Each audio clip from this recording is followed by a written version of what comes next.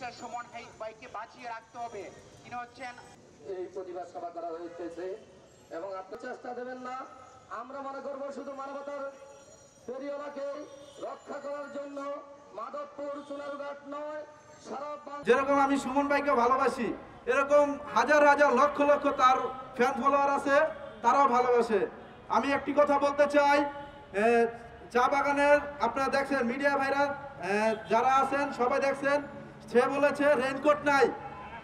3 দিনের মাথায় সে কত রেইনকোট জানি দিছে, 1000 রেইনকোট দিছে 3 দিনের মাথায়।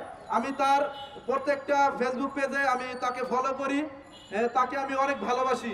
সন্ত্রাসী বাহিনীদের হাত থেকে যে কোনো মূল্যে যে কোনো উপায়ে আমরা রক্ষা করব বৃহত্তর সিলেট বিভাগের সাধারণ জনগণ। আমরা পাশে আছি, থাকবো এবং বৈশিষ্ট্য থাকবো এবং ব্যারিস্টার সাইদুল হক সুমনের কিছু হলে ঘরে ঘরে আগুন জ্বলবে এই আশা প্রত্যাশা রেখে এবং ব্যারিস্টার সাইদুল হক সুমনের দীর্ঘায়ু কামনা করে আমরা মাননীয় প্রধানমন্ত্রীর কাছে আবারও আকুল আবেদন জানাচ্ছি তার নিরাপত্তা ব্যবস্থা জোরদার করার জন্য।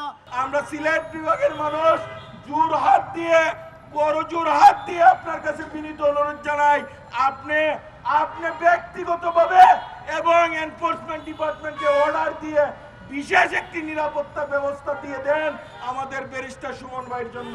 ঠিক আজকে আপনি একমাত্র আমাদের শেষ আশ্রয়স্থল, আমাদের আর বলার জায়গা নাই। 17 কোটি মানুষের প্রাণের দাবি, 17 কোটি মানুষের প্রাণের দাবি, সোনারঘাট মানুষ, মাধবপুরের 8 লক্ষ মানুষের প্রাণের দাবি।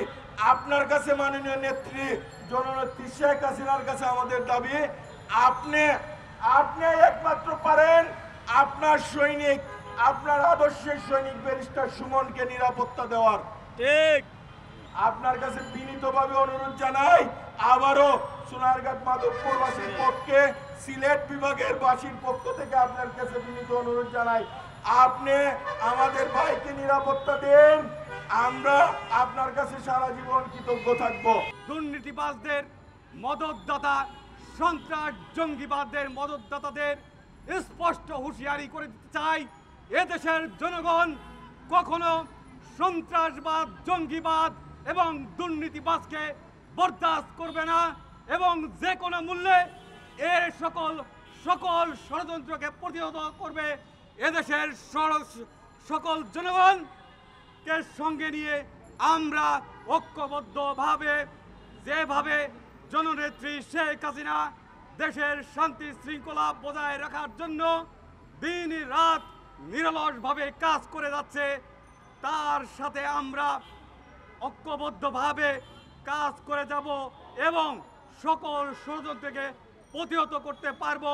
শুধু সুমনকে নয়, যারা সুমনের মতো দুর্নীতির বিরুদ্ধে কথা বলে, সন্ত্রাসের বিরুদ্ধে কথা বলে, অন্যায়ের বিরুদ্ধে কথা বলে, তাদের সকলের বিরুদ্ধে এই রকম ষড়যন্ত্র এবং হত্যার হুমকি দিয়ে যাচ্ছে।